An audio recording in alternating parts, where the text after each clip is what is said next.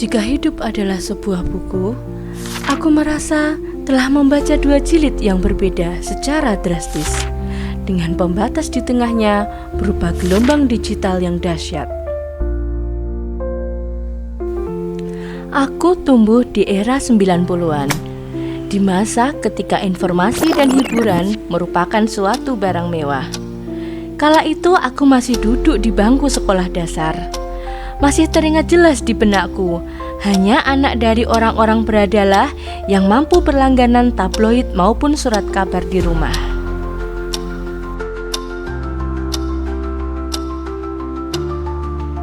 Sementara itu, untuk dapat menikmati buku bacaan, aku harus rela berjalan kaki dengan jarak yang cukup jauh, hanya sekedar untuk bisa menyewa komik dan majalah dari persewaan. Kosakata di kepala kami terbatas. Imajinasi tentang dunia luar lebih banyak dibangun dari cerita turun-temurun para orang tua, bukan dari visualisasi layar. Membaca bagi kami adalah mengeja teks dalam buku bacaan. Tidak ada internet, tidak ada smartphone, apalagi aplikasi-aplikasi sosial media. Bagiku, terdapat kebanggaan tersendiri karena generasiku adalah generasi yang sempat menikmati indahnya akhir masa kesederhanaan dalam berliterasi. Masa-masa di mana mayoritas orang membaca dan menulis benar-benar dilakukan di atas kertas tebal, bukan di depan layar digital. Singkat cerita, seketika teknologi datang. Komputerisasi berkembang seiring dengan pertumbuhan literasi. Tulisan dari hasil cetakan manual mesin ketik digantikan dengan cetakan digital dari printer pribadi.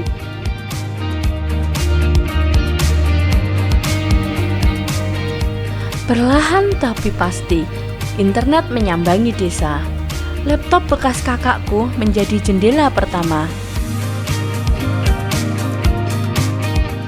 Aku ingat sensasi pertama kali mengetik di Google. Rasanya seperti menemukan jendela yang sangat luas. Ketika dibuka, maka di balik jendela itu dapat terlihat jelas panorama kehidupan beserta isi-isinya. Era literasi digital mulai terukir dalam perjalanan kehidupan di generasiku. Teks bukan lagi hanya suatu noda tinta yang mati di atas kertas, melainkan data yang hidup yang dapat dengan mudah dimanipulasi tanpa batas. Masuknya komputer mengubah wajah literasi secara masif.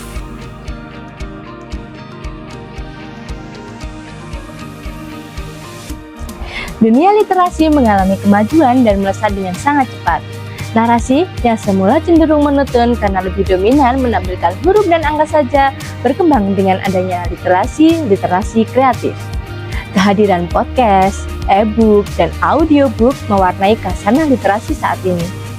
Kita sedang memasuki era literasi kreatif, di mana pengetahuan tidak lagi harus dikejar, namun bisa datang sendiri sembari kita menyetir mobil maupun mencuci piring.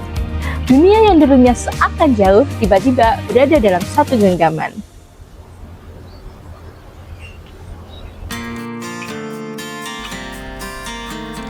Sekarang, aku hidup di era di mana informasi justru berlimpah ruah. Karya literasi berkembang sangat pesat, dari yang benar-benar konvensional berubah menjadi literasi digital.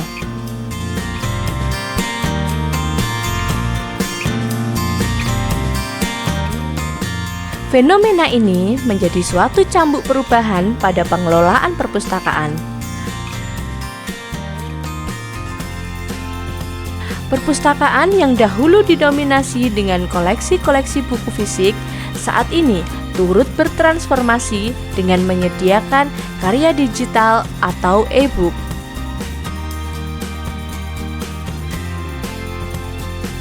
Kenyamanan pengunjung pun tidak luput dari perhatian. Ruang baca dibuat senyaman mungkin untuk meningkatkan konsentrasi dalam berliterasi.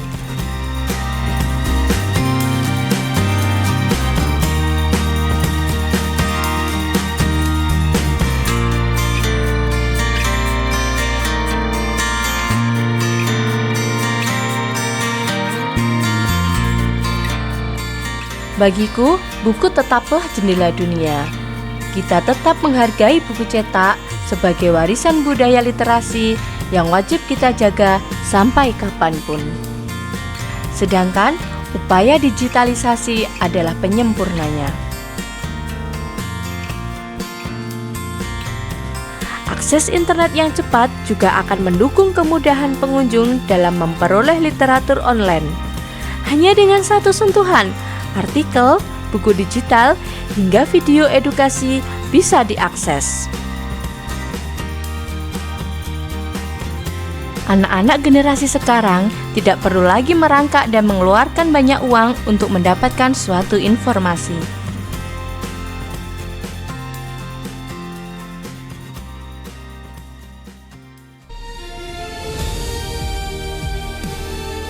Zaman ini punya tantangan baru. Literasi berkembang dari kemampuan membaca menjadi kemampuan menyaring. Dulu musuh kami adalah ketidaktahuan. Sekarang musuh kami adalah hoaks dan disinformasi. Hidup di dua zaman ini mengajarkanku satu hal, yakni literasi bukan sekedar melek huruf, melainkan bagaimana kita menggunakan informasi untuk membangun karakter di tengah perubahan zaman yang terus bergulir.